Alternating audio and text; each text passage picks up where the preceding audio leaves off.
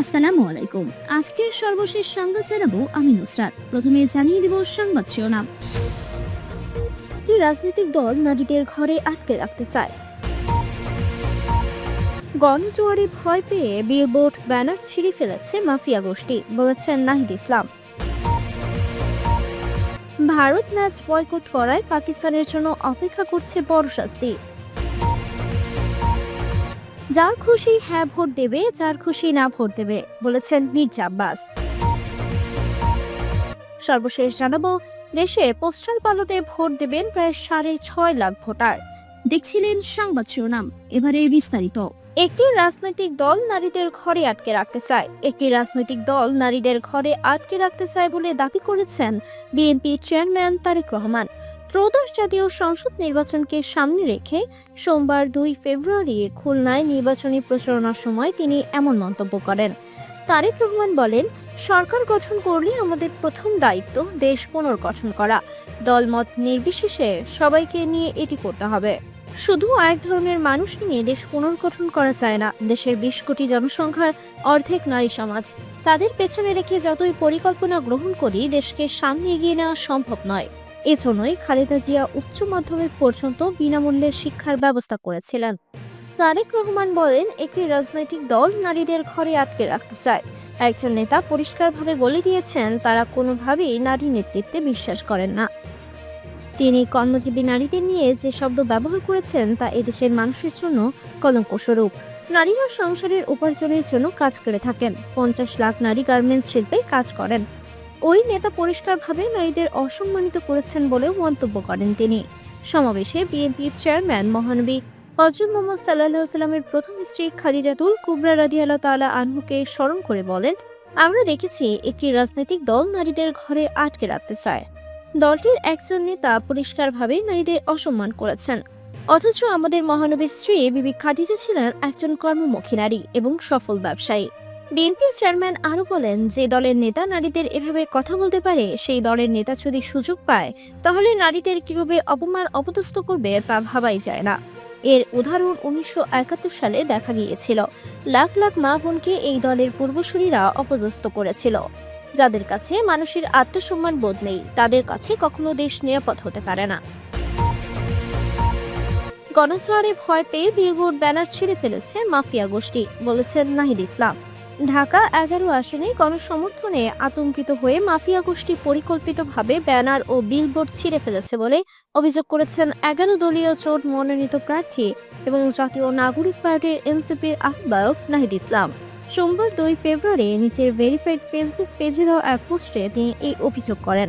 নাহিদ ইসলাম বলেন, ঢাকা 11 আসনে নাহিদ ইসলামের পক্ষে গণজোয়ারে ভয় পেয়েছে মাফিয়া গোষ্ঠী। ভয় পেয়ে একের পর এক আমার বিলবোর্ড ব্যানার ছিঁড়ে ফেলেছে তারা। শাপলাকলির অগ্রযাত্রা ঠেকিয়ে দেওয়ার প্রাণপণ চেষ্টা চলছে। এর আগে রোববার রাতে 23 নং ওয়ার্ড নূরবাগ মসজিদের পাশে নাহিদ ইসলাম বিলবোর্ড ছিঁড়ে ফেলা হয়েছে। এমন ন্যাক্কারজনক ঘটনার নিন্দা জানান তিনি বলেন, ব্যানার বিলবোর্ড ছিঁড়ে যারা আমাকে ঠেকাতে চায় তারা ভুলের মধ্যে আছেন। আগামী 12 তারিখ বাড্ডা, ভাটারা, রামপুরার মানুষ আপনাদের জবাব দেবে ইনশাআল্লাহ। ভারত ম্যাচ বয়কট করায় পাকিস্তানের জন্য অপেক্ষা করছে বড় শাস্তি। আসন্ন টি-20 বিশ্বকাপে ভারতের বিপক্ষে ম্যাচ বয়কটের সিদ্ধান্ত নিয়েছে পাকিস্তান। সরকারের সঙ্গে আলোচনা করে এমন সিদ্ধান্ত জানিয়েছে পাকিস্তান ক্রিকেট বোর্ড পিসিবি। এমন কঠিন সিদ্ধান্তের জন্য পাকিস্তানের বিরুদ্ধে বেশ কিছু শাস্তিমূলক ব্যবস্থা নিতে প্রস্তুত আন্তর্জাতিক ক্রিকেট কাউন্সিল আইসিসি।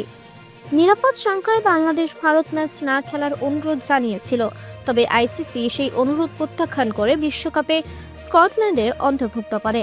বাংলাদেশের প্রতি সংহতি জানিয়ে বিশ্বকাপে ভারতের বিপক্ষে ম্যাচ বয়কটের সিদ্ধান্ত নিয়েছে পাকিস্তান। বিশ্বকাপের এক সপ্তাহ আগে এই পদক্ষেপ নেওয়ার ইতিমধ্যে কড়া হুঁশিয়ারি দিয়েছে আইসিসি।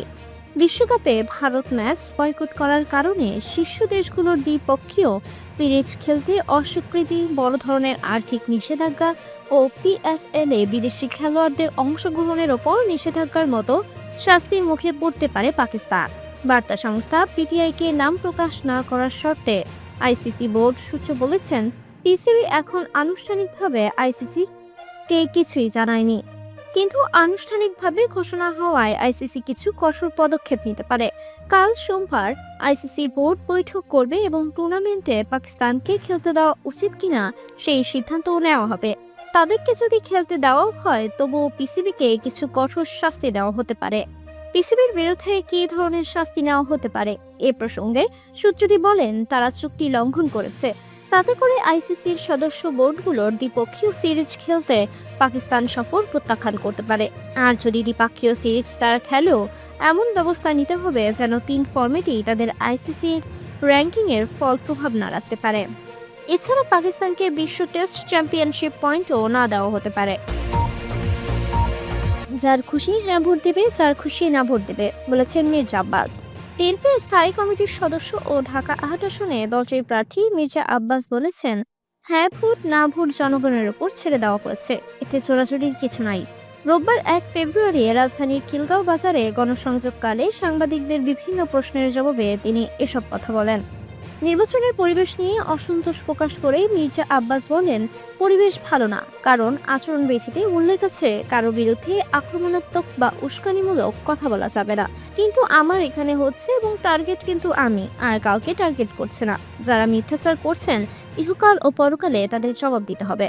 নির্বাচন কমিশন ইসি পক্ষপাত অবলম্বন করছে অভিযোগ করে তিনি বলেন, ইসির দায়িত্ব হচ্ছে এসব বিষয়গুলোর দিকে নজর দেওয়া। তা না হলে এত অপবাদ ও মিথ্যাচার করার পরও কোনো ব্যবস্থা নিচ্ছেন না কেন? অভিযোগ জানানো হয়েছে কিন্তু কোনো কর্ণপাত নেই। ভোটার তালিকায় অসঙ্গতির দাবি তুলে বিএনপির প্রার্থী বলেন, আমার এলাকায় 2,80,000 ভোটের মধ্যে অর্ধেক ভোটারই নেই কিংবা অর্ধেক ভোটার পাওয়া যাচ্ছে না। এই ভোটারগুলো কারা? যদি এসব ভোটার না পাওয়া যায় তাহলে নির্বাচন কমিশনকে বলবো এসব ভোটার বাতিল করার জন্য। তা না হলে সত্যিকার রেজাল্ট আসবে না। মির্জা আব্বাস আরও বলেন, কর্মজীবী মহিলা সম্পর্কে স্বাধীনতা বিরোধী একটি দলের শীর্ষ নেতা যে অশ্লীল ও নোংরা মন্তব্য করেছে তা আমি মুখে আনতে চাই না। আমাদের ধর্মের কোথাও লেখা নেই যে নারীরা কর্ম করতে পারবে না, বরং নারীদের সম অধিকার দেওয়া হয়েছে। আমি এই বক্তব্যের তীব্র নিন্দা জানাচ্ছি। পাশাপাশি নারী সমাজকে এ সকল দলের প্রতি নজর রাখার আহ্বান জানাচ্ছি। গণমাধ্যমের স্বাধীনতা প্রসঙ্গে তিনি বলেন, গণমাধ্যম আমাদের বিরুদ্ধেও অনেক সময় অনেক কিছু লিখছে, আমরা কিছু বলিনি, কারণ আমরা গণমাধ্যমের স্বাধীনতায় বিশ্বাস করি। একটি অর্বাচীন বালক গণমাধ্যমকে অ্যাটাক করে যে ভাষায় কথা বলছেন তা পক্ষান্তরে গণমাধ্যমকে হুমকি দিচ্ছেন। এর জন্য ৭১-এর যুদ্ধ হয়নি, এর জন্য ২৪ সংগঠিত হয়নি। দেশে পোস্টাল ব্যালটে ভোট দেবেন প্রায় ৬.৫ lakh voter. Postal vote BD mobile অ্যাপের মাধ্যমে যে শুধু প্রবাসীরাই ভোট দেওয়ার সুযোগ পাচ্ছে তা নয়, দেশে বসবাস করা নাগরিকরাও এই অ্যাপের মাধ্যমে ভোট দিতে পারবেন। ভোটের কাছে নিয়োজিত কর্মকর্তা, কর্মচারী এবং আইনি হেফাজতে থাকা ব্যক্তিদের ভোটাধিকার নিশ্চিত করতে এই উদ্যোগ নিয়েছে নির্বাচন কমিশন। নির্বাচন কমিশন এক বার্তায় জানিয়েছে, এবার পোস্টাল ভোট বিডি মোবাইল অ্যাপের মাধ্যমে নিবন্ধন করা ৬,৪৬,৫০৭ জন ভোটারের ঠিকানায় পোস্টাল ব্যালট পাঠিয়েছে নির্বাচন কমিশন। এর মধ্যে ৫৮,৭৯৭ জন ভোটার ব্যালট গ্রহণ করেছে। ভোটদান সম্পন্ন করেছেন ৪৩,৩১৯ জন। পোস্ট অফিস বা ডাক বাক্সে ভোট জমা পড়েছে ২৯,৩৭৪টি।